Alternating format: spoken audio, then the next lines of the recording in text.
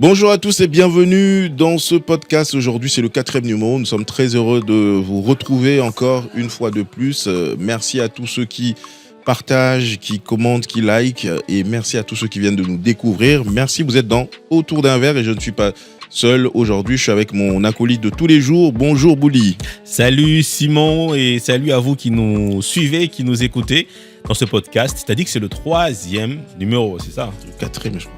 Ah ouais, le 4e. Ah ouais. Le premier, c'était avec qui? Kratos? On a fait avec Kratos, on a fait avec Claver. On a fait avec Claver, on a fait seul. Oui, et là, c'est le 4e. Voilà. Ah ouais. Dans ce 4e, et nous sommes contents de savoir que vous êtes de plus en plus nombreux à nous suivre et à apprécier ce qu'on fait.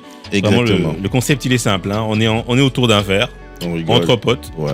On rigole, on discute, on parle des divers sujets que vous avez l'habitude de traiter lorsque vous êtes autour d'un verre. Exactement. On est à la maison et je pense qu'on va commencer à avoir 2-3 internautes, je crois, dans le studio. Ouais, la demande continue à être forte, en tout cas, des internautes qui aimeraient participer. Je pense qu'on va s'organiser pour voir comment les inviter. Pour les avoir autour de ce verre. Voilà, et en attendant, donc, je vous invite à liker notre page, à liker cette publication et surtout à vous abonner sur notre compte YouTube, sur notre chaîne YouTube.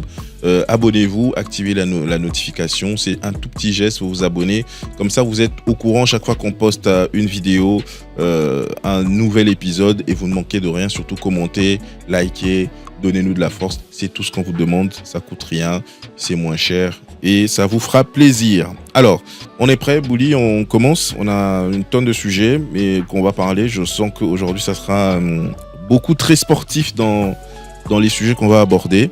Et juste avant, on se retrouve juste après le générique. Et c'est parti.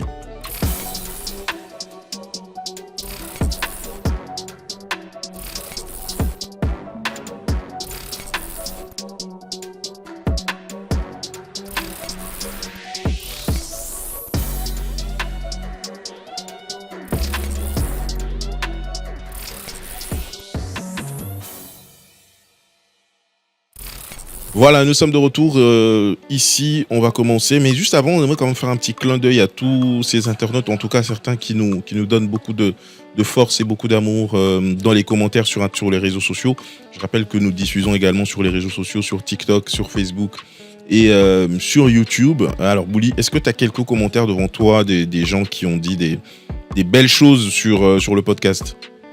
Alors, je vais regarder vite fait. Déjà, il y a eu une grosse discussion sur l'extrait du citron, de l'orange. C'était l'orange. Hein. Est-ce que l'orange est vraiment orange ou pas? On a eu beaucoup de réactions. Mais déjà, merci de nous faire vos retours. Il y a qui déjà? Je vais regarder vite fait. Très belle émission. Bravo au mordu. Arnold Foukiao qui nous a écrit. Ça, c'est sur YouTube.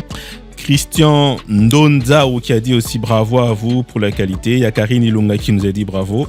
En fait, je sens qu'ils ont vraiment aimé les sujets abordés avec notre invité qui était au top. Non mais il était dingue. Moi. Ouais. J'ai envie de le revoir. Vite fait, moi j'ai envie de le revoir. Surtout de reparler des projets parce qu'il y a énormément de projets qu'on doit parler, traiter avec lui. Et c'était vraiment une très belle émission. On a beaucoup appris avec Claver qu'on dit encore merci et qu'on salue.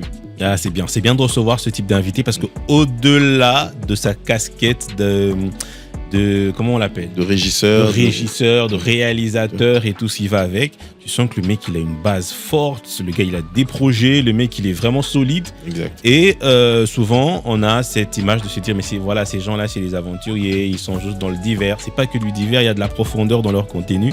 Et crois-moi, Claver, tu as été un invité magnifique. On espère te revoir rapidement après tous les autres concerts que tu vas réaliser avec les artistes, comme tu as l'habitude de le faire. Exactement. J'aimerais aussi faire un clin d'œil à tous les Warriors, parce qu'il y a des Warriors qui ont partagé aussi les extraits où on parlait de Fally Ipupa sur TikTok ou sur Facebook.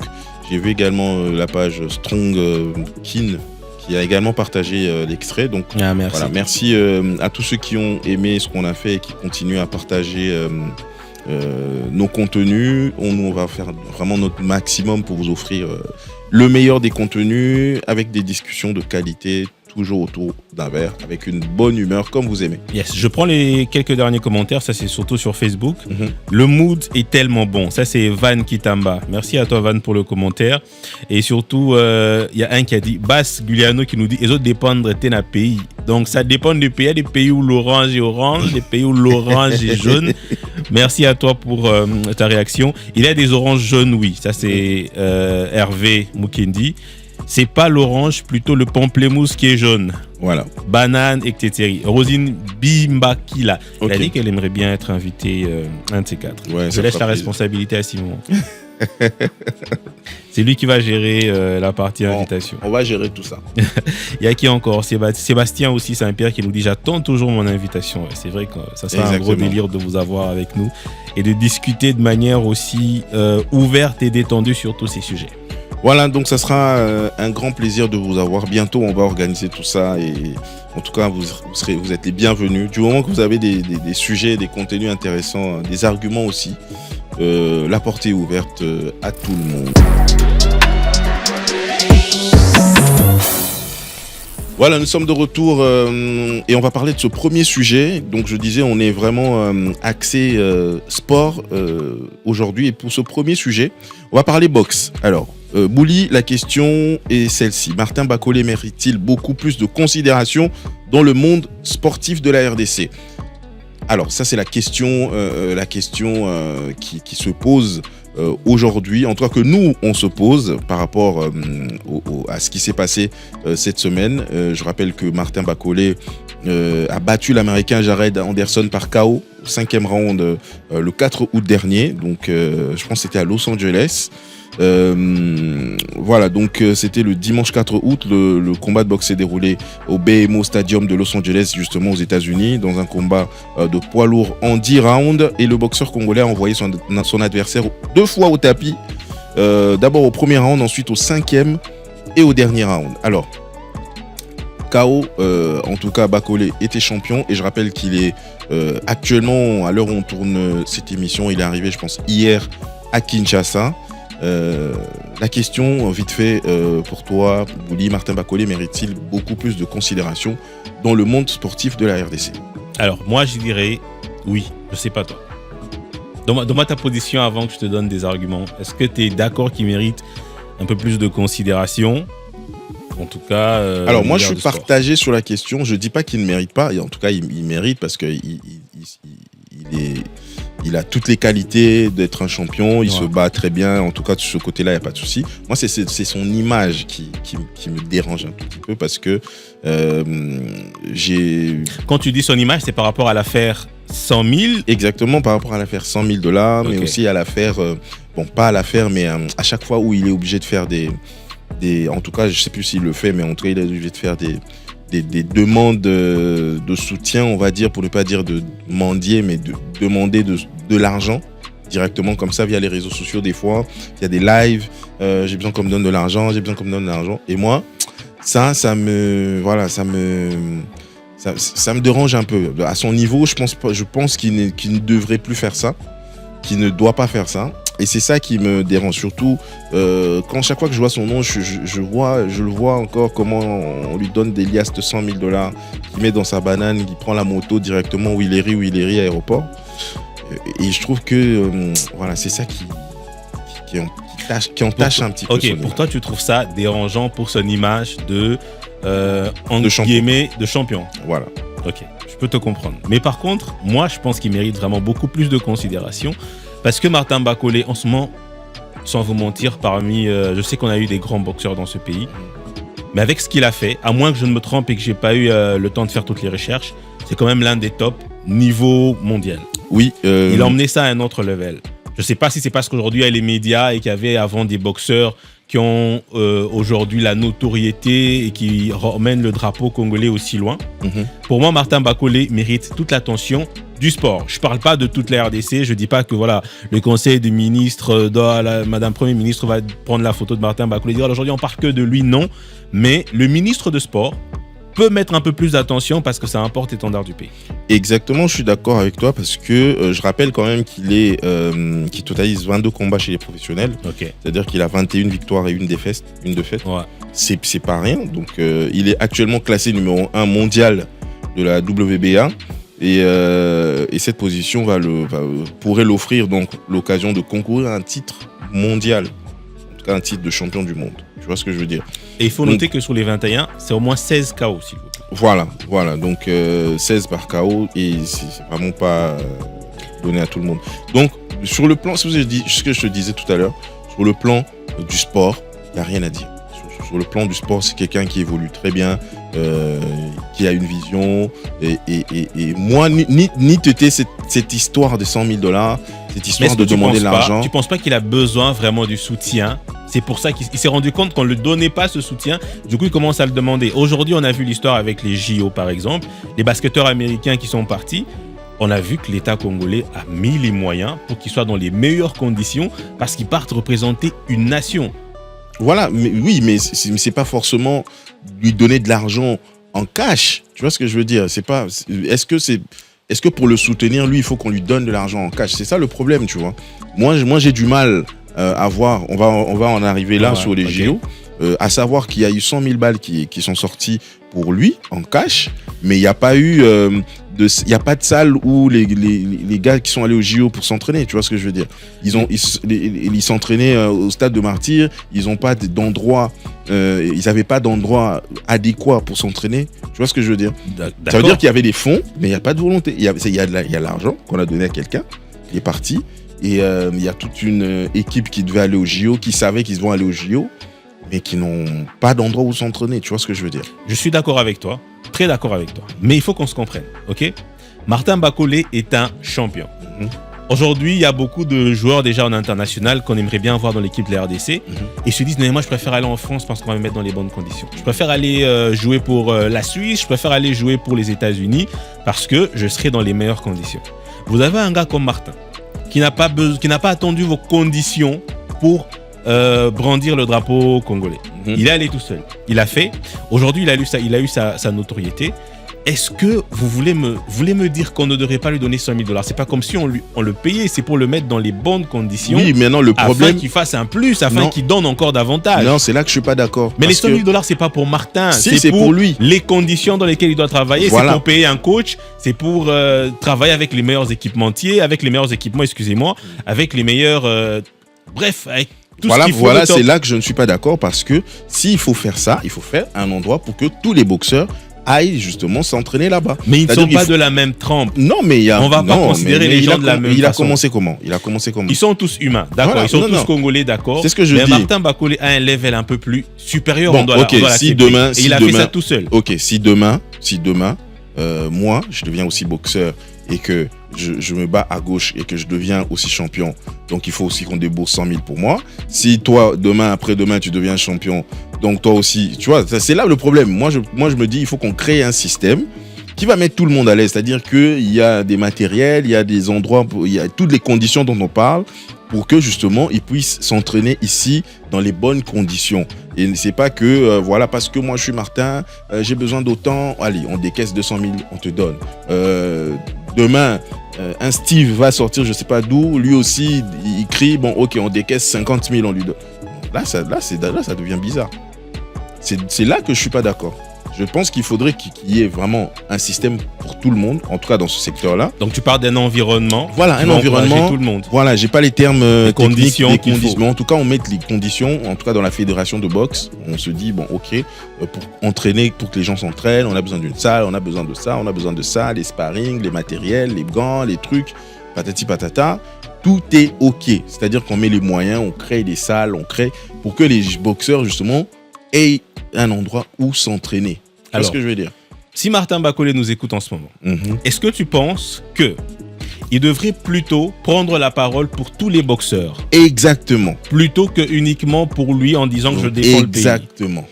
Okay. C'est ça, je pense, qui, moi, peut en effacer toute l'image des 100 000 que j'ai dans ma tête. Okay. Si aujourd'hui se dit au niveau où je suis, maintenant, je ne veux plus me battre pour moi, je veux me battre pour que justement on ait les conditions qu'ils recherchent là. qu'on les ait à Kinshasa ou je sais pas, ou n'importe où en RDC, mais en tout cas, qu'on ait ces conditions-là en RDC pour que les boxeurs viennent s'entraîner ici. Ok, d'accord. Donc, si je comprends bien l'idée de Simon, c'est que il n'y a pas que la RDC qui doit des choses à Martin, mais à Martin qui doit, entre guillemets, des choses à la RDC parce qu'il est fils du pays et qui devrait plutôt rentrer avec ce côté patriotique et dire, écoutez, moi aujourd'hui, je suis en train de me battre, je fais des grands combats. Il faut rappeler déjà que pour ce combat avec Jared, il a gagné $200,000. Voilà. Ok. Voilà. Donc, c'est déjà 2 fois les 100 000 qu'il avait reçus. Okay. Donc, vous voulez, ou on veut, que Martin Bacolé revienne, travaille avec le ministère de Sport, partager son expérience, partager sa connaissance avec les autres boxeurs, afin que tout le monde soit mis dans les bonnes conditions. Que ce ne soit pas que son intérêt personnel, mais l'intérêt collectif de tous les boxeurs. Exactement. Et avec l'aura qu'il a maintenant, avec l'audience qu'il a maintenant, facilement les entreprises vont venir, facilement les partenariats viendront de partout. On peut trouver des endroits où on va ériger, en tout cas, toute l'infrastructure qu'il faut pour que les boxeurs puissent travailler dans les bonnes conditions, tu vois ce que je veux dire. Et lui, en tant qu'ambassadeur, voilà, en tant qu'ambassadeur, il va porter le projet parce qu'il pèse maintenant, tu vois. Et il va porter le projet pour tous ces autres boxeurs qui ont du talent mais qui n'arrivent pas encore à sortir ou qui n'ont pas d'endroit. Qui n'ont pas eu l'astuce que lui a eu, qui n'ont pas eu la qualité de travail que lui a eu. Voilà, tu vois, là, quand il fait ça, franchement, s'il fait ça... Il passe dans l'ordre national tout le tralala... 2 étoiles sur les épaules. Je te jure. Alors, en ce moment, si Martin nous écoute, je ne sais pas si c'est votre avis aussi. N'hésitez pas de réagir dans les commentaires. Est-ce que vous pensez qu'aujourd'hui, Martin Bacolé, il s'est battu seul, ok, pour arriver à ce niveau-là? Ouais, moi, tu sais, il y a toujours cette génération qui se sacrifie au début pour que les choses se fassent bien. Peut-être, malheureusement, lui, il fait partie de cette génération qui s'est sacrifiée avec son frère aussi, parce qu'il a aussi un frère qui est dans la boxe. Mais bon, il arrive à grimper. Évidemment, moi, je ne l'oblige pas justement à faire ça, mais je pense qu'au lieu de plaider pour lui-même, ce serait encore mieux s'il plaidait pour tous les autres, parce qu'il a aujourd'hui la voix, il a aujourd'hui les contacts, il a aujourd'hui l'aura, la visibilité, l'audience, il a la facilité de voir n'importe quel partenaire pour que justement on puisse venir toucher ce secteur et améliorer tout ce qui ne marche pas. Est-ce que c'est aussi pas des projets qui doivent être poussés par le ministère de Sport, par la fédération peut-être de boxe? Normalement. Est-ce que c'est pas aussi eux qui devraient aller vers Martin et lui dire, écoute, voilà le projet, voilà les idées, on veut faire ça, et on aimerait bien que tu sois le porte-drapeau, on aimerait bien que c'est toi qui portes le projet avec ton image sur le plan international. Normalement, mais bon, après, si eux ne le font pas et que lui, comme lui avait déjà commencé avec cette ambition de vouloir changer les choses, il voulait qu'on le soutienne, bon, après, il peut y aller. Normalement, c'est pas à lui, c'est pas son travail. C'est justement c'est ce ministère de tutelle qui doit faire ça. Mais s'ils ne le font pas, parce que voilà, il y a rien. On ne connaît pas. Il y a aussi une chose qu'on ignore, c'est tout ce qui se passe. Comment je peux dire ça? Aujourd'hui, il a $200,000. On ne sait pas si tous les $200,000 lui reviennent vraiment. Est-ce qu'avec les partenaires, est-ce qu'avec les coachs qu'il a, est-ce qu'avec les équipes qu'il a, il n'y a pas des parties prenantes qui se retrouvent dedans et qui font en sorte que son cash diminue? On doit reconnaître que Martin Bacolé, pour aller aussi à un niveau beaucoup plus supérieur, il a réellement besoin de cash. Il a réellement besoin de cette considération. Mais il bosse, il est pas en indépendant. Il travaille pour. C'est un peu comme. Un label. Voilà, un peu comme un label, on va dire comme ça. Okay. Mais il travaille pour une.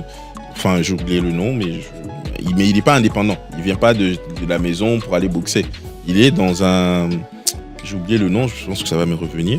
C'est un peu comme un artiste qui est dans un label. Donc, il est payé. Et c'est pas à lui de payer l'ingénieur de son, le studio, parce que c'est le label qui prend tout ça en charge. Je pense que c'est la même chose avec lui, si je dis pas de bêtises. En tout cas, je vais me renseigner. Je reviendrai sur ça au cas où je dis une bêtise. Mais il n'est pas seul. Donc, toutes ces personnes-là sont prises en charge, évidemment. Sur ces 100 000, il y a sûrement des taxes à payer ou des frais à payer, ça, je sais pas. Mais en tout cas, c'est son argent. Il s'est battu très fort pour ça, on lui demande pas ça. Mais s'il a besoin des fonds, évidemment, il est dans un label qui s'en occupe. Donc, il défend la RDC, oui, mais c'est pas la RDC qui fait en sorte que voilà, qu'il soit. C'est un fils du pays. Et aujourd'hui, on a vu déjà, il faut le dire, il est rentré hier, c'est ça? Ouais, il est rentré le vendredi. Oui, il est rentré avec un grand accueil, en tout cas j'ai pas envie de dire de la communauté Luba, parce que très souvent, c'est vraiment ceux qui l'ont accueilli. On l'a même vu danser le Moutachi et tout. Mais j'ai envie de dire des Congolais, parce que quand même. Non, mais Kinshasa, c'est un mélange. Voilà, Kinshasa, c'est un mélange. Il a vraiment été très bien accueilli dès l'aéroport. En tout cas là où il y avait l'événement. J'ai pas trop suivi ce qu'il a dit, mais j'ai vu il y avait beaucoup de médias, il y a beaucoup de personnes qui sont venues l'accueillir. Il est venu avec ses ceintures et c'est quand même une très belle image. Donc, de ce côté-là, en termes de considération, il est considéré dans son pays, il est rentré, on l'a accueilli. J'ai vu qu'il y a eu des affiches, des panneaux qui ont été mis pour l'accueillir en tant que champion. Donc ce côté image, ok, le mec il est soutenu, on parle de lui, mais la partie financière, si je comprends Simon ne veut pas que Martin Bacolé demande du cash en retour, mais plutôt des conditions de travail, des conditions d'entraînement, un environnement adéquat pour faire évoluer le milieu de la boxe en RDC. Exactement. Et c'est tout ce qu'on lui demande. Ok. Voilà, merci. Qu'est-ce que vous en pensez? Dites-nous. Voilà, dites-nous ce que vous en pensez également en commentaire. Moi, je reste convaincu que n'eût été cet épisode des $100 000, il aurait eu encore énormément de succès. Mais il est quand même soutenu, ça c'est bien. Dites-nous ce que vous en pensez. Est-ce que vous êtes pour Bouli ou pour moi dans les commentaires? Donnez-nous vos avis. Vous êtes libre de nous dire tout ce que vous pensez sur le sujet. Et une autre info, c'est que le mec qui a battu Martin Bacolé par KO en 2019, je crois, il faut juste que je retrouve le nom rapidement, il s'appelait, je crois, Michael, qui a dit qu'il était encore prêt à reboxer avec Bacolé parce qu'il voit que Bacolé fait un peu trop de bruit depuis qu'il fait des KO et il est prêt à le mettre à nouveau KO. Faut dire qu'au mois de mars, il avait refusé parce que Bacolé avait demandé une revanche et lui n'était pas chaud. Okay. Mais là, après le buzz sur les réseaux sociaux, il a dit qu'il est prêt à réaffronter Martin Bacolé et à le remettre KO. Qu'est-ce que tu en penses? Tu penses que Bacolé a pris un peu plus d'ampleur qu'avant? C'est en 2019, je te rappelle qu'il a été battu. Nous sommes en 2024. Ah, je pense qu'il va le tabasser grave. Il va le mettre KO? Mais il va le mettre KO grave parce que Bacolé, il a pris quand même d'expérience. Il s'est entraîné, il a combattu avec des grands aussi, hein, pas des moindres. Ouais. Donc je pense qu'il va lui mettre très bien KO celui-là. Et pour ça, vraiment, je le soutiens. Vous avez grave confiance en Martin.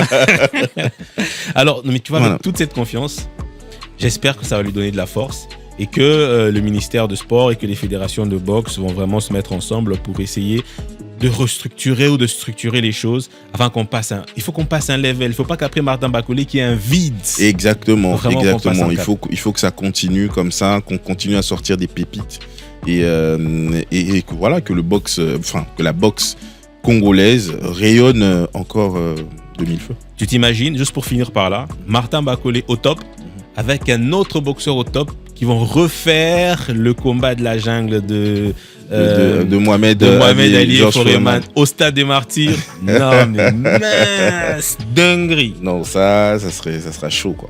Ça c'est vraiment mais il peut bien y arriver hein. Il peut bien y arriver parce que là au stade où il en est, il est numéro 1 mondial, il peut bien, je sais pas si dans la même catégorie que Fury, mais il peut bien combattre comme Fury. Et d'ailleurs, ils ont eu à s'entraîner plusieurs fois ensemble. Ouais, mais au stade de Martyrs, ça sera top. Martin Bacolé au top avec un autre au top. Venir faire ça. Ouais, ça reste un rêve, mais en tout cas, ça sera quelque chose qu'on racontera aux enfants, à nos petits-enfants. Voilà. Et ça sera une très très belle chose. Big up Martin. Petit speed quiz que nous a préparé Bouli. Alors Bouli, quelles sont tes questions compliquées? Alors, on se fait un speed quiz vite fait. Tu vas en faire deux, je vais en faire deux. Petite question. Où sont les ballons qui sont souvent dans le studio? Ah ouais. On a touché à la déco du studio. Je me suis rendu compte que j'avais un peu de orange ou jaune sur moi et je me suis rendu compte qu'il y avait un petit ballon qui était assorti. Et je sais même pas pourquoi tu es en chaussettes vertes déjà. C'est pour être assorti avec... Assorti aux chaises, au t-shirt et voilà. Ouais, non mais les mecs, ils veulent être swag dans tout quoi. Les mecs, respect. Ben oui, la seule émission en RDC qui se passe en chaussettes. Donc, Sans oublier que sur ta table, t'as une petite déco verte. Ah ouais, je suis à fond sur le vert. T'abuses. Je suis à fond sur le vert ces derniers temps. J'imagine les Kimbanguistes, ils sont chauds en ce moment. Ils disent, là, c'est le frère. Voilà. bien Par contre, représenté. il faut qu'on reçoive qui nous dise d'abord pourquoi le vert. J'ai jamais su. Tu sais que c'est un sujet hyper important. Ouais, il faut que vous nous dites, en tout cas, vous veniez nous dire ici pourquoi le vert. Le vert blanc. Ouais, le vert blanc. Okay. Alors, on y va. Question rapidement. Speed quiz, Bouli. Alors, vous connaissez le principe du speed quiz, c'est qu'on pose une question, il faut donner les 3 choses et en 3 secondes. Donc, une réponse, 1 seconde, une autre réponse, 1 seconde. C'est OK? Vite fait, hein, je vais prendre 3 comme ça. Attends, je vais faire un aléatoire. Alors, 3 choses à ne jamais dire à son conjoint. Pourquoi je t'ai épousé? Tu n'es pas comme ta mère. Non, tu es comme ta mère. Ok, non, vas-y. Tu es comme ta mère. Pourquoi je t'ai épousé? Troisième, bien, je regrette de t'avoir épousé. Ok, donc, voilà. Je regrette de t'avoir épousé. Mm-hmm. Tu es comme ta mère, Simon. C'est quoi ces trucs-là? C'est sorti comme ça. Parce que... Ou bien, le troisième, je dirais, tu n'es plus comme avant. Ah ouais, c'est vrai que tu n'es plus comme avant, c'est ça. Voilà. Je suis devenu comment? Qu'est-ce qui s'est voilà. Et c'est souvent ça? Est-ce que c'est moi qui ai changé ou c'est toi qui as changé ta façon de me voir? Voilà, mais bon, du coup, quand c'est toi qui le dis, ça veut dire que voilà, tu n'es plus comme avant, t'étais mieux, avant t'étais plus comme avant, t'as changé. Tu es comme ta mère, parce que après, tu sais, la plupart des couples, les hommes et les belles-mères, très, très souvent, ça passe pas. Ou alors, voilà, si toi-même t'es consciente que ta mère, là je parle de la femme, t'es consciente que ta mère a un caractère un petit peu compliqué. Ouais. Et que ton mari te dise t'es comme ta mère. Depuis quand toi tu te mets à parler de la maman de ta femme, comment tu dis t'es comme ta mère? Moi je sais même pas comment la mère de ma femme, et je sais même pas. Évidemment, non, mais on réfléchit de manière générale. Ouais. Mais voilà, c'est des choses que quand tu dis ça passe pas. Ouais, ça passe pas. Ok, d'accord, je te l'accorde. La première, t'as dit pourquoi je t'ai épousé. Ouais. Genre, c'est un peu comme si tu regrettes. Voilà. Non, ça reste gravé. Et les femmes, elles n'oublient pas, tu sais. Qu'est-ce qui m'a poussé à t'épouser? Ouais, même après 15 ans. Ça, elle va te le rappeler. Même si vous faites la paix, sache que ça, c'est resté. Faites attention à ce que vous sortez. Hein. Ouais. Deuxième, je vais aller vite fait. 3 règles à respecter quand tu es en couple. La communication, des moments de qualité, le respect mutuel. Ok. La communication, le moment de qualité et le respect mutuel. Quand tu parles de moment de qualité, tu vois quoi? Des moments où vous passez vraiment avec votre conjoint ou votre conjointe, vraiment votre moment à deux. Même si vous avez 10 enfants à la maison, mais vous arrivez à avoir un moment où vous êtes que vous deux, vous vous câlinez. Et puis, c'est pas que sexuel, c'est vraiment des moments où vous êtes en train de parler, d'échanger. Vous passez un bon moment. Un bon moment ensemble, vous sortez, peut-être ça peut être en marchant, en regardant un film, vous êtes main dans la main, vous racontez un petit peu des histoires du passé. Vous voyez, vous vraiment vous revivez un petit peu, vous vous connectez. Voilà, vous vous reconnectez. C'est très important parce qu'aujourd'hui, avec le travail, avec les enfants, avec des affaires à gauche à droite, les embouteillages, on n'a pas le temps vraiment de passer du temps ensemble. Mais c'est très important. Et quand je parle de respect, évidemment, voilà, ce respect on se manque pas de respect dans le sens où on se dit pas n'importe quoi. Voilà, on considère l'autre, on valorise l'autre, on valorise votre partenaire. On lui parle pas mal, on la choque pas. Même quand elle a tort, on attend à un moment donné pour l'expliquer. Voilà, ce respect, c'est très important. Et la communication, justement, c'est l'échange. Donc c'est parler. Dire les choses, faut pas garder ça et puis après vouloir que la personne devine. Voilà, exactement. On n'est pas des magiciens, donc il faut parler. Tu as besoin de quelque chose, t'as quelque chose qui te dérange, il faut le dire. Ok. C'était mes deux. Voilà, alors moi aussi j'ai 2 questions. Donc on va rester dans ce cadre amoureux. Je sais pas ce qui se passe. Alors, je t'écoute. Première question, rapidement. 3 raisons pour décliner un rendez-vous. J'ai la diarrhée. J'ai pas de transport. Je suis lomate. Et là c'est la meilleure. J'ai pas de transport. Donc, tu disais, j'ai la diarrhée, j'ai pas de transport. Ouais. Quoi d'autre? Je suis lomate. Genre, quand je vais arriver, je saurais pas te contacter. Ouais, je saurais pas te recontacter après, tu vois. Donc, du coup, attendons le week-end prochain. Par contre, moi, ça m'est déjà arrivé de vraiment annuler un rendez-vous parce que j'avais vraiment mal au ventre, pour de vrai, quoi. Ok. Et ce qui se passe, c'est qu'une fois que tu t'es dit, ça m'est arrivé et ça a marché, prochainement, je peux réutiliser ça maintenant, même si je veux bien, tu vois.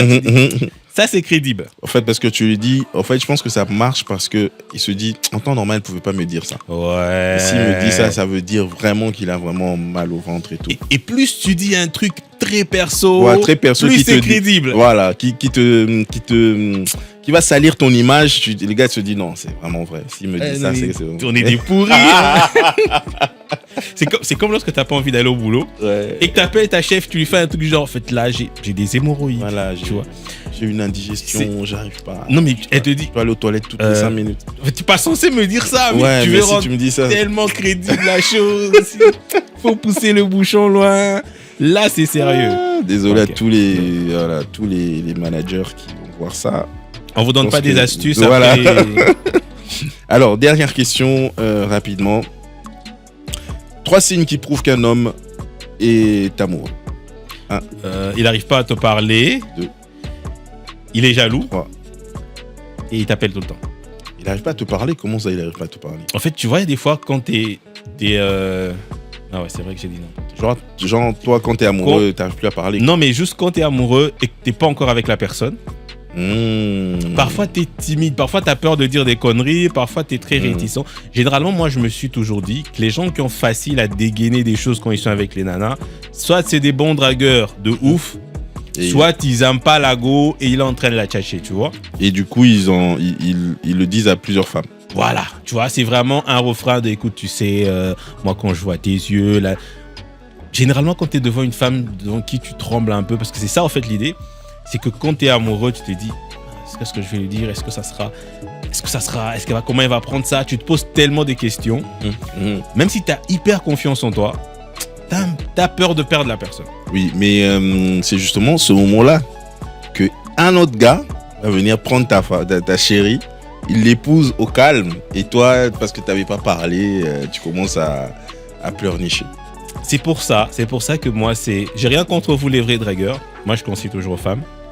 Si tu vois qu'un mec, il est trop à l'aise, le mec, il a trop confiance, le mec, il est bien, ça cloche un truc. Il y a un truc.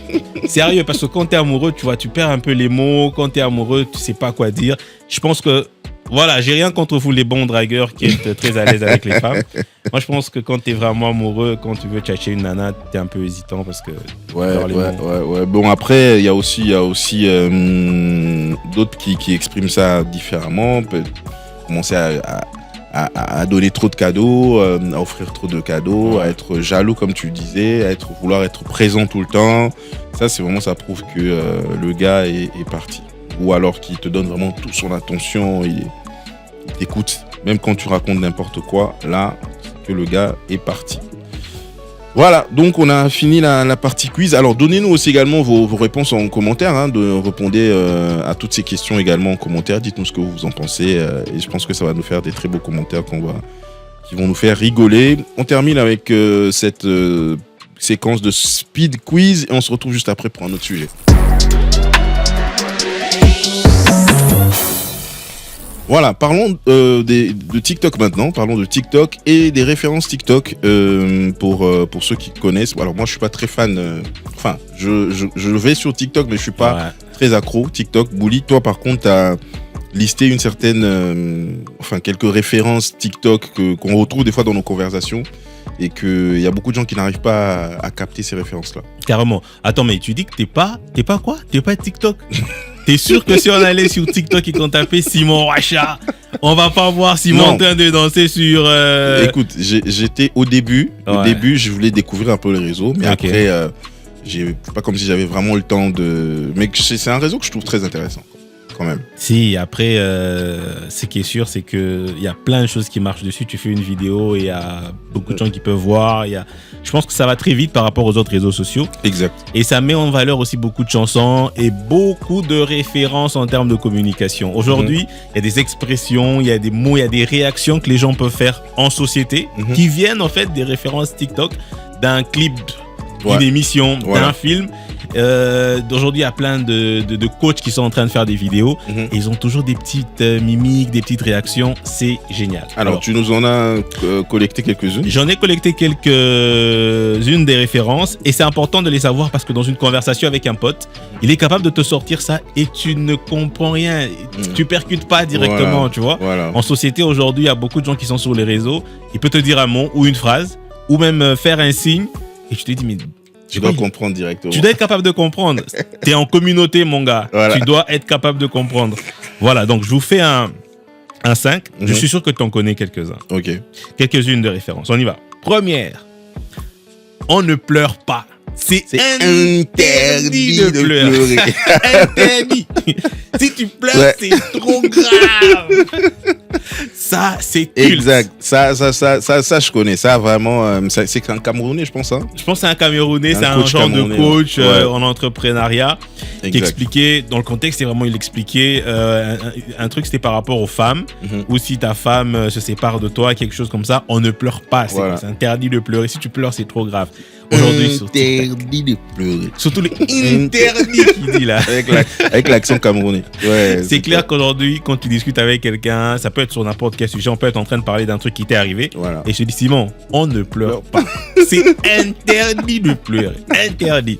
Vous devez absolument savoir que ça vient d'un extrait du coaching d'un coach sur les réseaux sociaux. Et beaucoup de gens commencent à utiliser cette référence. Exact. On ne pleure pas. On ne pleure pas. C'est interdit de pleurer. Interdit. Si tu pleures, c'est trop grave. Exact. Donc, première référence, je suis content de savoir que tu en sais quelque chose. Ça veut dire que tu es quand même un bon utilisateur de TikTok. Deuxième, ça c'est un petit. Je suis sûr que vous le connaissez. Et attendez, il faut que je me repère pour... Ok, voilà. Tu habites où? Je ne sais pas si tu as déjà suivi cette trend. Et on va la mettre. Il y a le petit, on lui pose la question. Tu habites où? Et le petit, c'est pas le genre qui parle français tout le temps. Et il demande, quoi habites où? Quoi habites où? Il est congolais? Il est congolais. En plus, c'est top cette vidéo. Mais quand tu regardes, tu as absolument envie de te marrer. Vous allez regarder aussi, on va vous mettre toutes les références pour que vous puissiez suivre ça de près. Tu habites où? Tu habites où? Tu habites où? Tu habites où? Tu habites où? Tu habites où? Troisième référence, ça c'est notre sœur adorée. Ah, eux c'est laquelle? Là où tu as mis le doigt. Ah. Oui, elle c'est notre compatriote préféré. C'est notre préféré. Et ça, sois sûr que tu peux être en train de discuter avec quelqu'un. Tu dis non mais voilà, j'ai fait telle chose. Et il te dit, attends, là où tu as mis le doigt, tu as créé quelque chose de mauvais. Donc ça, c'est maniqué. C'est maniqué, ouais. C'est dans une interview d'ailleurs qu'elle a fait ça. Et les gens, ils ont juste coupé cet extrait. Voilà. C'est devenu une trend, c'est devenu une référence pour les conversations. Exact. Et ça marche à tous les coups. Donc n'hésitez pas à l'utiliser. Maniqué qui est à Paris en ce moment pour la promo du concert de Héritier. L'Héritier? Ouais. Magnifique. Tu as créé quelque chose de mauvais. Là où tu as mis les doigts, c'est les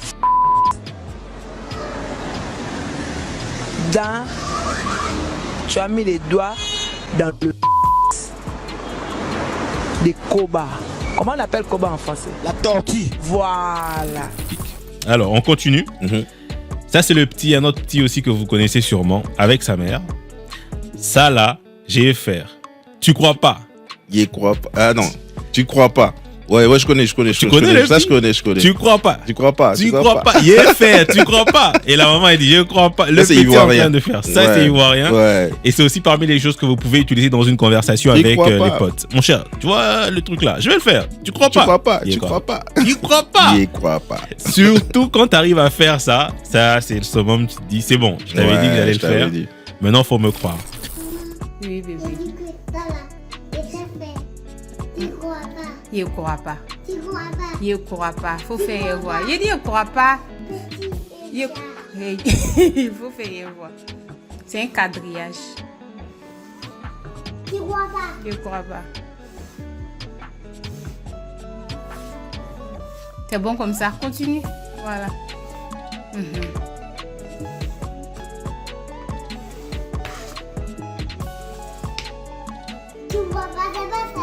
C'est ça même.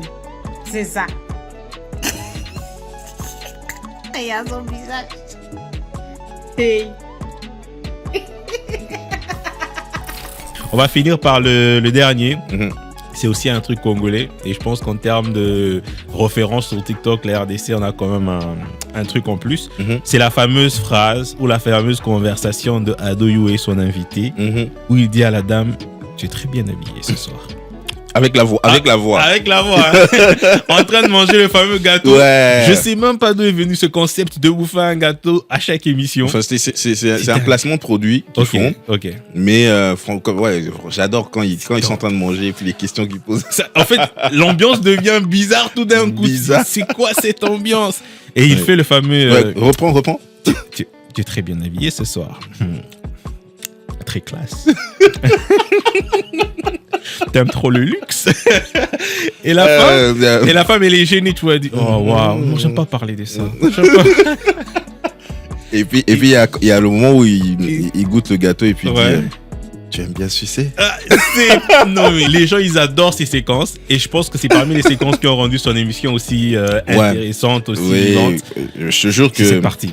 T'avais même l'impression quand tu regardes les invités, ils avaient ils étaient hypés et ils avaient tellement envie de passer à cette séquence là où ils vont manger le gâteau. Ouais, ils étaient prêts. C'est top. Pose vite tes questions pour qu'on arrive à ce moment romantique, bizarrement romantique. Ouais, non mais c'est en tout cas, cette vidéo, vous allez la regarder aussi. Les gens aujourd'hui utilisent ça pourquoi? Par exemple, je peux être avec toi, t'es bien sapé en costard et tout, et je te dis, Simon, tu es très bien habillé ce soir, hein. Très classe. T'aimes trop le luxe? C'est en fait ça, t'aimes trop le luxe. Si tu vois ça, faut pas faire genre. Rappelle-toi qu'il y a une référence, c'est toi qui dis, ah non, j'aime pas parler de ça. Ouais. Très bien habillé ce soir, très classe. Merci beaucoup. En Versace. Wow. T'aimes trop le luxe? Arrête. J'aime pas parler de choses comme ça. C'est vrai? Ouais, j'aime pas. Les marques, j'aime pas.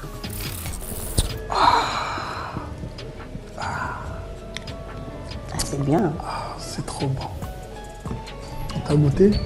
Oui, j'ai goûté. T'as aimé? Oui, j'ai aimé. Heureusement dans le cocktail. T'aimes trop goûter deux fois? Goûter, oui. On t'a goûté.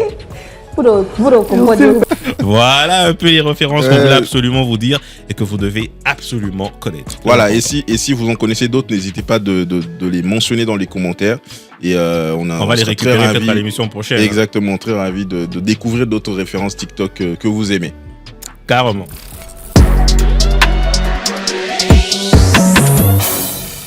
Voilà, alors on va parler de notre deuxième sujet du jour, en tout cas. Je disais au début de l'émission au début du podcast qu'on sera très sportif aujourd'hui, et on va également parler des Jeux Olympiques parce que voilà, c'est la compétition du moment, c'est l'actualité, et nous avons eu donc des Congolais qui ont participé justement aux Jeux Olympiques, aux JO à Paris.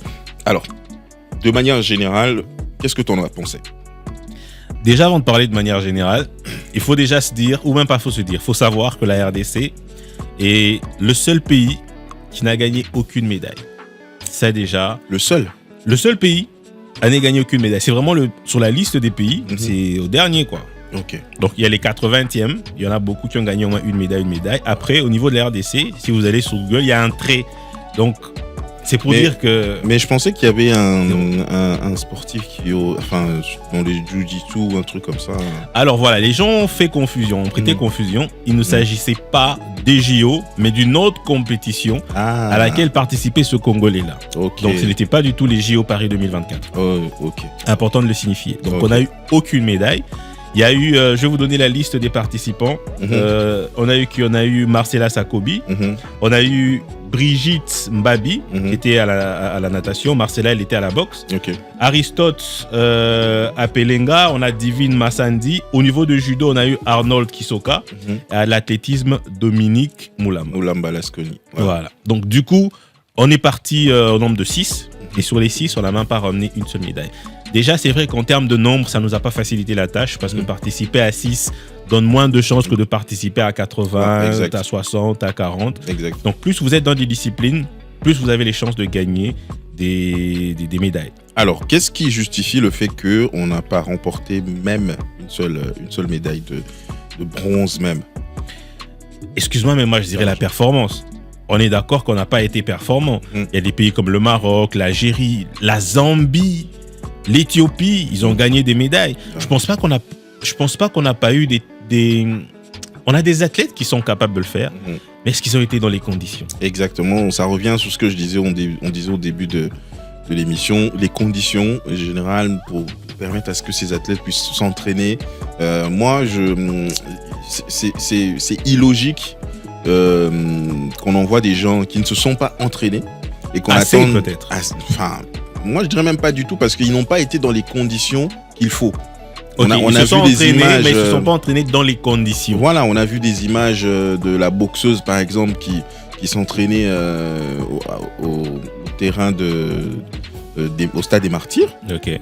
Donc il n'y a même pas un ring, donc même son esprit n'est pas disposé, tu vois ce que je veux dire.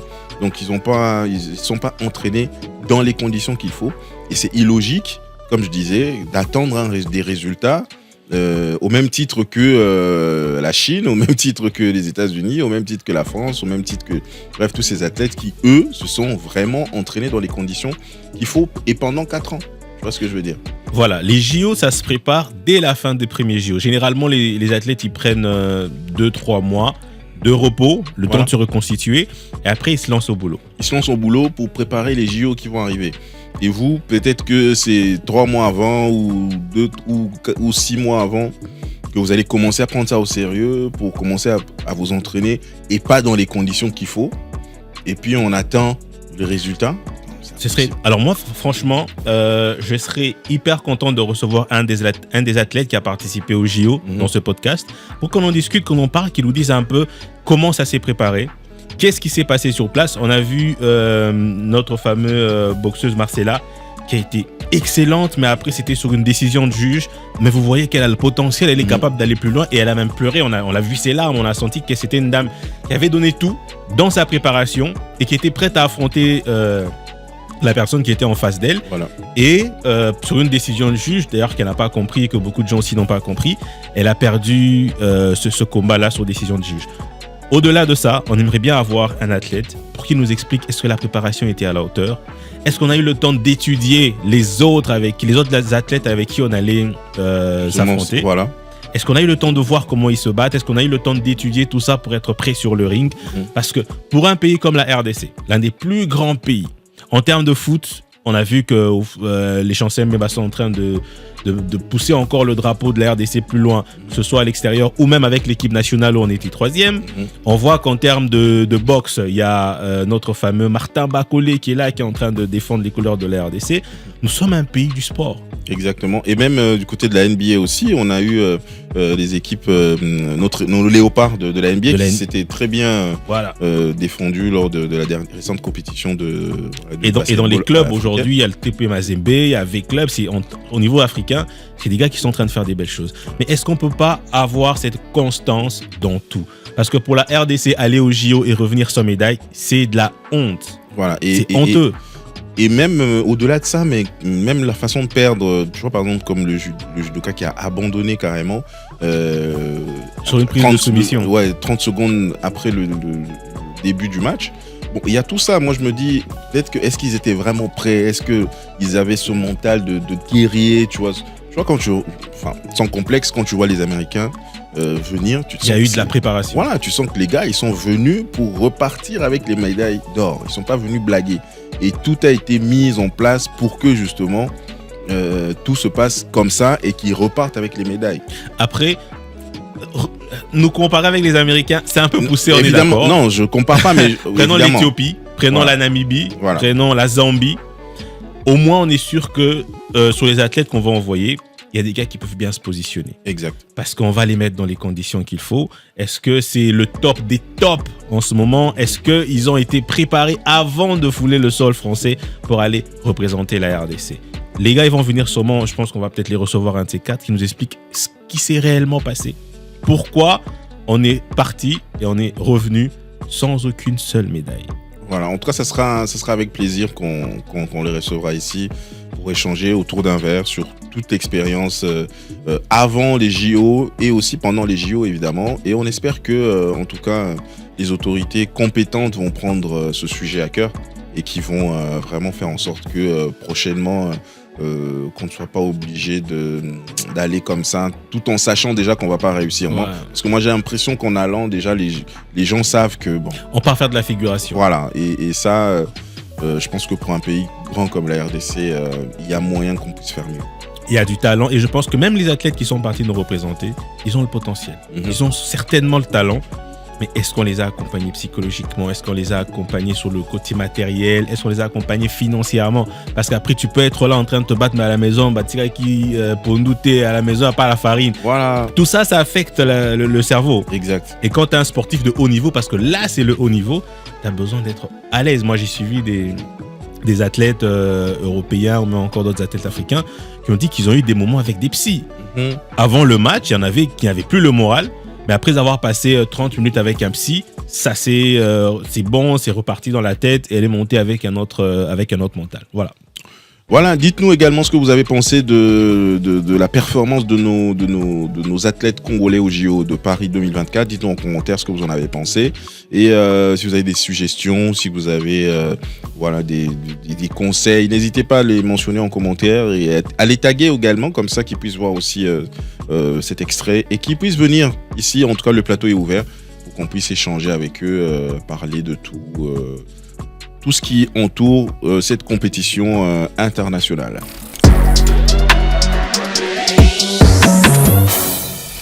Voilà, alors on va parler du dernier sujet, donc du buzz de la semaine. Bouli, alors en tout cas on l'a tous vu cette semaine, le buzz qui a marqué et qui est autour donc du pasteur Marcelo Tonassi et de l'influenceuse Bénédicte Kalingai.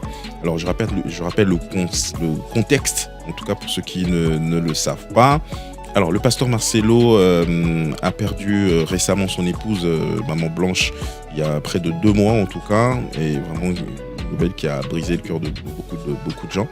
Et 2 mois après, donc il y a ce buzz qui naît, et en tout cas c'est parti de nulle part sur internet, et les internautes voulaient donc revoir le pasteur Marcelo se remarier avec l'influenceuse Bénédicte Kalingai, qui est une dame qu'on a l'habitude de voir sur les réseaux, sur TikTok, avec son petit garçon Johan, avec qui elle crée beaucoup de contenu intéressant. Et donc voilà, les internautes veulent faire matcher, on va dire comme ça, le pasteur Marcelo et l'influenceuse. Alors Bouli, dis-nous en plus sur ce buzz de la semaine. Alors déjà, ce qu'il faut retenir de Bénédicte Kalingai, il y en a qui la connaissent uniquement comme une influenceuse TikTok ou encore une influenceuse sur les réseaux sociaux, mais c'est d'abord une journaliste. Okay? Exact. Une journaliste, elle est entrepreneur, donc elle fait ses business, elle a sa fondation BK. Ça veut dire que c'est une femme plutôt assise, qui a un petit garçon qui s'appelle Johan, et c'est grâce à son petit garçon que la maman aussi est devenue populaire. Exactement. C'est comme ça que c'est parti. Okay. Le petit garçon, le mignon garçon que tout le monde adore. Il se faisait un carton sur TikTok, et finalement c'est l'enfant de Bénédicte. Comment ça a commencé? Qu'est-ce qui s'est passé avec cette dame? Malheureusement pour elle, je ne sais pas si c'était prémédité ou pas, moi je ne vais pas confirmer. Mais à la mort de Maman Blanche, paix à son âme, il y a eu un post qu'elle a fait pour dire la gloire de la 2e maison sera plus grande que la gloire de la 1re maison. Un truc comme ça. Et voilà, les internautes, au début c'était plutôt calme, ok? Les internautes se sont dit, il faut bien une 2e femme au pasteur Marcelo et tout le tralala, c'est parti dans tous les sens.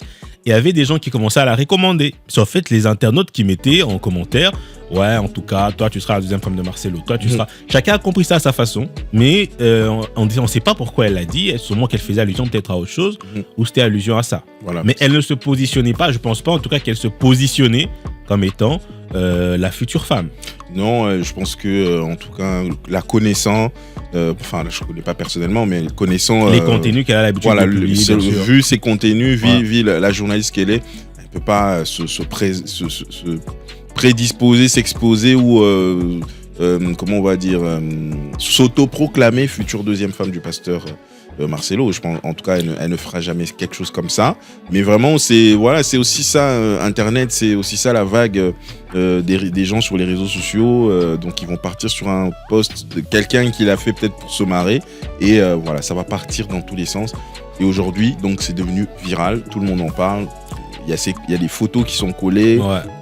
Son image, celui de son enfant avec la famille du pasteur Marcelo. Ok. C'était pas la seule, en fait, chez qui les gens avaient porté leur choix. Il y avait plusieurs autres femmes sur les réseaux TikTok, certaines même qui affichaient réellement leur volonté d'être les futures femmes et qu'elles aient apprécié ou qu'elles aimaient le pasteur Marcelo. Elle ne s'était jamais prononcée sur ça. C'était des commentaires. Peut-être au début, on trouve drôle, on se dit, c'est amusant, pourquoi les gens ils vont me choisir, c'est n'importe quoi. Mais ça continuait. Quand est-ce que ça a repris de l'ampleur? C'est quand le pasteur Marcelo a finalement expliqué que voilà, mon épouse n'est pas décédée de ce que vous pensez, de BBL et tout ce qui va avec, parce qu'il a fait allusion au BBL naturel, il a fait allusion à son côté Moulouba, et les gens, ils ont fait la référence, les gens, ils ont fait le lien directement. Premier lien, ils ont dit, ça tombe bien, Bénédicte, elle est Moulouba. Ok. Ça tombe bien le choix qu'on avait fait parce que Bénédicte aussi, elle a un BBL naturel. Troisième point, elle est claire. En faisant toutes ces références, les internautes, écoutez, comme on dit, la foule n'a pas d'âme. Voilà. C'est parti dans tous les sens. Il y a des gens aujourd'hui sur les réseaux sociaux, ils n'ont rien d'autre à faire à part mettre le feu sur... mettre l'huile sur le feu. Le feu, tu vois le même là d'un gars qui reverse de l'huile sur le feu. Exactement. Et il y a des gars comme ça, il y a des filles comme ça. C'est pas nécessaire. Enfin, c'est pas des gars de compassion. Moi, j'ai vu sur les réseaux sociaux des gens dire les fidèles de compassion ont fait leur choix. Mais écoutez, vous n'allez pas écouter ces pages qui ont besoin de buzz. Voilà. Il y a des pages qui ont besoin de buzz et qui ont envie d'attiser encore la flamme pour se faire des likes, pour se faire des commentaires, pour se faire de l'interaction. Exactement. Et ils ont raconté n'importe quoi. Il y en a qui ont dit comment c'est les fidèles de compassion qui ont fait leur choix. Il y en a qui racontent comment c'est les internautes qui ont porté la dame. Il y en a même qui osent dire que c'est la dame elle-même qui s'est portée garante de dire que je pourrais être la prochaine femme de Marcelo. Oui. Alors qu'on sait que le buzz, il vient des internautes. Exactement. Et c'est ça aussi, justement, après, c'est vrai qu'il y a toujours ce buzz, il y a toujours la partie drôle d'un buzz, mais il y a aussi toujours la partie que les gens ne connaissent pas d'un buzz qui peut justement être cette partie où la personne indexée dans le buzz peut être affectée, peut-être touchée. Et moi, je ne pense pas que justement elle s'est manifestée volontairement comme étant je vais être la future épouse du pasteur Marcelo. Elle était carrément victime, on va dire, de ce buzz-là. Et aujourd'hui, elle se retrouve sur tous les réseaux. Et justement, il y a aussi ces pages qui vivent au clic, donc qui ont besoin d'alimenter des buzz, d'avoir des likes, d'avoir des partages, des commentaires, qui vont se servir de ça, malheureusement. Et on en parle. Mais je pense que aujourd'hui, le pasteur Marcelo, s'il voudra se remarier, il n'aura pas besoin, en tout cas, d'avoir de l'avis des TikTokers ou des internautes congolais, non plus d'une femme qui va venir déclarer sur les réseaux en disant c'est moi. Donc je pense que si jamais le pasteur voulait se remarier, il aura eu, c'est sa vie privée, c'est son moment, il aura le temps de réfléchir, de chercher la personne qui lui convient pour continuer cette marche sur cette terre. Mais cas, perso, si un jour le pasteur Marcelo peut être invité, je raconte n'importe quoi. Il peut venir. Il n'a pas besoin. Par contre, Bénédicte, ce serait quand même bien de l'avoir avec nous pour qu'elle nous explique comment elle vit cette histoire, comment elle vit ce buzz. C'est vrai qu'elle est habituée aux réseaux sociaux et son fils fait un carton, mais elle n'a jamais été annexée à ce type de buzz. Exactement, c'est quelqu'un qui est resté dans son contenu carré avec ce qu'elle fait avec son fils. Voilà. Et aujourd'hui, elle est en train de faire ses business, elle fait ses affaires, elle profite aussi de cette notoriété. Voilà. Mais elle s'est jamais retrouvée dans des situations pareilles. Elle n'a jamais été dans des bad buzz, elle n'a jamais été dans des sujets scandaleux. Elle a toujours été d'une manière aussi différente, comme tu disais, c'est parti aussi d'un poste évangélique, on va dire, parce que elle a toujours eu ce côté où elle évangélise un petit peu dans ses posts, dans ses contenus. Donc elle a toujours été vraiment du côté positif, on va dire. Elle a toujours mis en avant des valeurs, elle a toujours mis en avant ce côté femme entrepreneur, ses côtés et elle a toujours inspiré beaucoup de jeunes femmes. Donc je pense que alors quelque part d'après les recherches, on sent que elle-même n'a pas vraiment très bien vécu cette situation parce que elle a reçu aussi. il faut le dire, hein, en dehors de ceux qui veulent la voir comme étant la future femme du pasteur Marcelo, il y a aussi ces personnes qui attaquent et qui ne sont pas pour cette nouvelle-là. Il y a des gens qui ont réagi méchamment malheureusement. Ouais, dans les commentaires. Parce qu'on pensait que c'est elle qui est à la base de ça. Et du coup, il y a des commentaires méchants disant, voilà, tu es en train de profiter du buzz. Le pasteur vient de perdre sa femme. Pourquoi tu fais ça? Arrête. Alors que, visiblement, c'est pas elle qui alimente ça. Elle n'a pas fait de vidéo, elle n'a pas fait de live où elle disait qu'elle était d'accord avec ça. Et du coup, tout ça peut affecter justement ce que je disais, la personne. On ne sait pas à quel point, et ça serait vraiment un plaisir de la recevoir pour qu'elle nous dise vraiment de vive voix comment elle passe ce type de moment. Et aujourd'hui, d'ailleurs, faut le dire, on parle de Bénédicte, ok, qui peut être affecté, mais on doit aussi parler des enfants et de la famille de Maman Blanche, qui, avec tout ce bad buzz, n'ont même pas encore fini, en tout cas, n'ont même pas encore fini le deuil. Exactement. Ça veut dire qu'en ce moment, ils ont encore cette tristesse ou cette peine d'avoir perdu un être cher. Et les gars, sur les réseaux sociaux, vu que vous n'avez aucun lien avec la personne qui est décédée, vous ne pouvez pas comprendre en ce moment comment les familles sont en train de vivre ça. Exactement. Toi, tu te contentes de faire un post, tu te dis c'est drôle, j'aurai de l'interaction. Tu te contentes de faire un commentaire, tu dis c'est bon, je vais faire un bon commentaire et les gens vont liker mon commentaire. Mais après, il y a un fils qui va passer pour lire ce commentaire. Il y a une sœur, il y a un parent qui va passer pour lire ce commentaire. Et comment ces parents vont vivre cette situation? Comment ses proches vont vivre cette situation? Parfois, on ne se met pas à la place des personnes qui ont perdu un être cher et on prend tout pour du buzz. Voilà pourquoi on dit nous, c'est la théâtre. Voilà, à un moment donné, il faut savoir s'arrêter. Après, c'est vrai que c'est difficile de contrôler la masse sur Internet. Mais je pense qu'on est une génération aussi dans lesquelles il y a des personnes qui prennent conscience, qui peuvent se dire oh, écoutez les gars, là on est en train de choquer les gens, on rigole mais ça peut blesser quelqu'un. Il y a des enfants comme tu l'as dit, du pasteur qui sont là, qui sont touchés, du pasteur lui-même, tous ses proches, même certains membres de l'église aussi qui étaient proches de pasteurs qui peuvent être touchés par cette histoire. Donc à un moment donné il faut savoir, on n'est pas obligé de commenter tout, de rire surtout. Et même du côté de Bénédicte qui a aussi son enfant, qui a aussi comme je disais, son enfant qui se retrouve aussi collé sur des images avec les enfants du pasteur, avec la famille. Donc, ça va dans tous les sens. Voilà, ça va dans tous les sens. Et je pense qu'à un moment donné, il faut savoir doser un tout petit peu. On n'est pas là toujours pour avoir des buzz jusqu'à créer des soucis chez les gens, à mettre mal à l'aise certaines personnes. Donc voilà, moi je pense que de manière générale, c'était un bad buzz créé par des internautes. Évidemment, tu l'as très bien expliqué, mais heureusement qui est en train aussi de partir à sa fin, qui est en train de finir. Et d'ici lundi, d'ici demain, on va avoir un autre buzz sur lequel on va se concentrer et les gens vont oublier tout ça. Et les gens peuvent nous dire ce qu'ils en pensent dans les commentaires. Que pensez-vous de ce buzz? Comment pensez-vous que la situation peut être calmée? Voilà. Bref, dites-nous votre ressenti par rapport à cette histoire. Exactement. Et on sera très ravis de lire vos commentaires.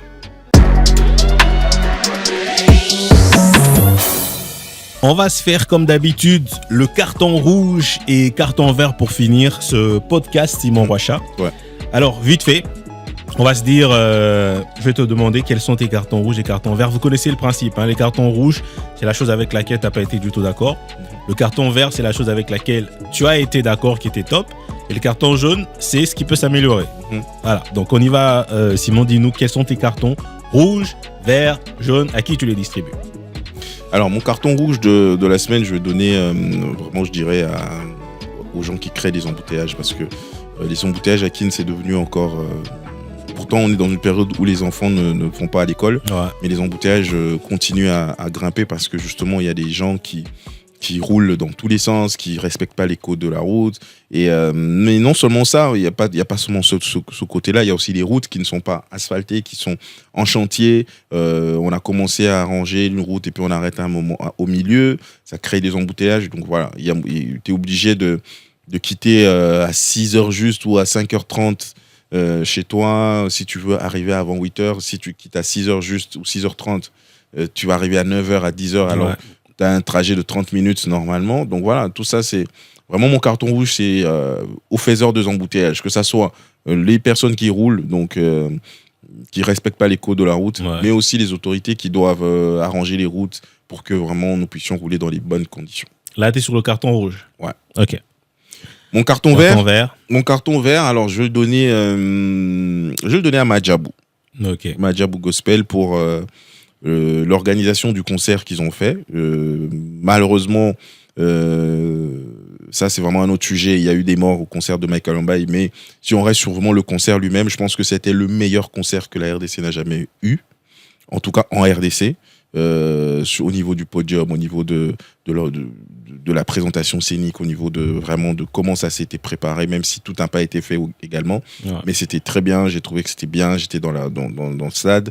Les lumières, le son, la qualité de son était magnifique. Et même quand on regarde les images sur Internet, vraiment carton vert à Madjabou. Pourquoi ? Parce que c'est quand même un label qui essaie de faire des choses de très bonne qualité pour le secteur chrétien, on va dire, en RDC. D'habitude, les chrétiens étaient habitués à faire des choses à peu près. Mais là, tu sens vraiment qu'on met les moyens pour donner des choses de très bonne qualité, et c'est très bien, et ça inspire beaucoup de gens. Et voilà, mon carton vert vraiment à l'équipe, à toute la team Madjabou, et j'espère qu'on va recevoir quelqu'un de Madjabou un jour pour parler de tout ça, de tout ce concert. On aurait quand même dû aussi peut-être en parler dans une de nos émissions pour qu'on vraiment discuter et voir un peu comment ça s'est passé, toute l'organisation, ce serait bien. Ouais. Et peut-être aussi voir avec... On a eu Claver qui était ici, qui a participé au concert de Fally Ipupa, c'est ça ? Fally Ipupa, Moïse Mbié. Donc on aimerait bien aussi avoir le retour de ceux qui ont travaillé sous le concert de Mike Kalambaye au Stade de Martyrs. Alors comme là, c'était encore un petit peu chaud avec tout ce qui s'est passé au concert, les personnes qui sont mortes, il y a eu des plaintes, il y a eu tout ça. Je pense que on va leur laisser un petit peu le temps, mais en tout cas, on sera très chaud pour les recevoir et parler de tout. Comment on fait pour organiser un concert comme celui-là ? Comment on fait pour avoir cette qualité-là ? Voilà. Des belles expériences à partager. T'as un carton jaune ou c'était juste rouge et vert ? C'est bon ? Non, rouge et vert pour l'instant. Non, j'ai pas. Alors moi, je vais donner mon carton rouge aux dirigeants de l'OM pour ce qu'ils ont fait à Chancel Mbemba. Ah ouais. C'est ridicule. Ouais. En tout cas. C'est vrai, j'ai pas grandi avec Chancel Mbemba dans la même maison. C'est vrai, je vis pas avec le gars. Mais ce que vous rapportez dans les médias, excusez-moi, ça n'a aucun sens. Ouais. Dites ça de tout le monde, mais pas de Chancel Mbemba. Ouais, c'est quelqu'un qu'on connaît. À moins qu'il ait une double personnalité. Voilà. À moins que Chancel Mbemba ait une double personnalité, que ce soit quelqu'un de mauvais, mais qui fait le gars bien, mais on l'a vécu avec lui, on vit avec lui depuis des années, que ce soit en équipe nationale, que ce soit chez Porto, que ce soit Anderlecht, partout où il était, il n'y a jamais eu un scandale. Il n'y a jamais eu un souci avec Chancel Mbemba sur le plan de son comportement. Au niveau de son comportement, pas du tout. Ouais. Il fallait trouver une autre raison. Dites, voilà, il ne connaissait pas l'expression telle et il a dit telle chose. Il voulait dire bonjour, mais il a dit va te faire foutre. Trouvez un truc sur ce qu'il a, la façon de sa manière de parler, mais pas sur ça. Pas dire que je vais me blesser là et là. Excusez-moi, mais pourquoi Chancel va faire ça ? Voilà. Je pense que vous aurez pu trouver notre stratégie, les gars des dirigeants de l'OM, et Chancel Mbemba avec tout ce qu'il a apporté à l'OM. En termes déjà de communauté, parce que toute la communauté congolaise est focus sur Marseille, sur la Ligue 1. Voilà. Il lui-même déjà sur le terrain, il a apporté énormément à l'attaque, tout comme à la défense. Je pense qu'il méritait un peu plus de respect que ça. Je ne sais pas ce qui s'est passé, on ne connaît pas un peu tout ce qui se passe en dessous, mais carton rouge à vous. Je pense que vous avez eu l'un des meilleurs joueurs congolais. Je pense que vous avez eu l'un des tops de l'équipe et vous avez voulu vous libérer de lui de la mauvaise façon. Voilà. Carton vert. Carton vert. Donc j'ai un carton rouge, j'ai 2 cartons rouges. Voilà. 2 cartons rouges. Ouais, j'ai pas de carton vert. Ok. Le deuxième carton rouge, c'est la suspension des concerts pour les artistes. Je pense qu'ils vont avoir un gros coup. Ces artistes, je pense qu'à part les chansons, les Mabanga, c'est ces concerts qui font en sorte qu'ils fassent un peu entrer de l'argent. Il y a Gali Garvey qui devait faire le stade Tata Raphaël. Exactement. Il y a Fally Ipupa qui devait faire son double martyr et tout ce qui va avec. Il y a Ferregola avec le Festigola. Je pense qu'il faut plutôt prendre des mesures pour encadrer ça. Exactement. Réduire la quantité, ajouter, mettre des exigences, des conditions. Et je pense que ça, avec des pros, ça se fait en quelques jours. Vous mettez les conditions, remplissez ça, ne dépassez pas ça. Mais que les mecs ils puissent jouer, ils ont besoin de ça pour vivre. Il suffit de trouver un terrain d'entente. Je pense pas qu'ils font des événements avec l'intention qu'il y ait des morts, qu'il y ait des blessés. Mais ils veulent juste profiter de leur art, profiter de leur talent.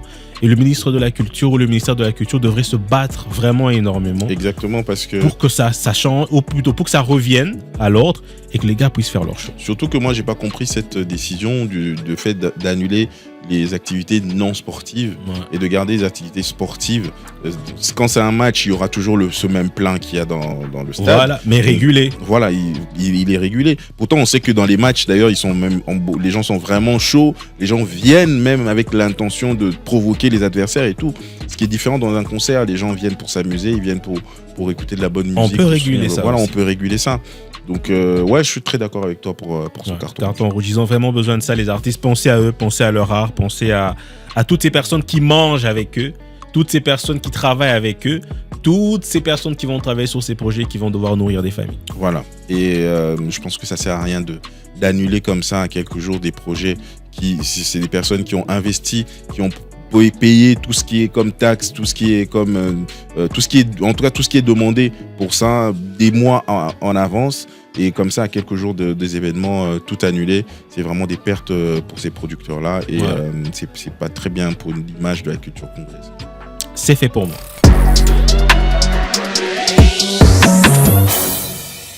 Voilà, nous sommes arrivés à la fin. Merci beaucoup à tous ceux qui nous ont suivis. Merci à ceux qui ont liké, partagé, commenté. Merci à ceux qui nous suivent partout dans le monde ce podcast. J'aimerais qu'on dise un grand merci spécial à celui qu'on appelle Hugues Ngewasi Umba, ingénieur full, celui qui gère donc les images, les caméras, le son de ce podcast. Merci à toi, ingénieur full, pour tout ce que tu fais pour ces images. Merci à Lévi également, Lévi Boaz qui est au montage donc de cette émission. Merci à Rufin Mouyaya également qui est là avec des petits conseils, sur la qualité de l'émission. Merci à tous ceux qui nous continuent à nous soutenir. Merci à vous qui likez, qui partagez, je le disais, cette émission. N'hésitez pas de vous abonner sur notre page YouTube et d'activer la cloche de la notification pour ne pas rater les nouvelles vidéos qui vont arriver. Nous sommes également sur TikTok, donc merci de nous retrouver là-bas et évidemment de commenter, de partager et de liker. Bien sûr. En tout cas, merci à tous ceux qui nous soutiennent, qui nous donnent des conseils sur les réseaux sociaux, sur la manière de communiquer déjà sur le digital. Merci à Joe Katunda qui n'arrête pas de nous donner des petits conseils sur comment on peut mettre davantage en avant ce podcast. Mais vraiment, on compte sur vous, on compte sur vos réactions. Faites-nous vos retours, c'est important. Voilà, on se retrouve très prochainement pour un nouveau numéro avec des nouveaux invités et on se dit à très vite. Ciao. À très vite.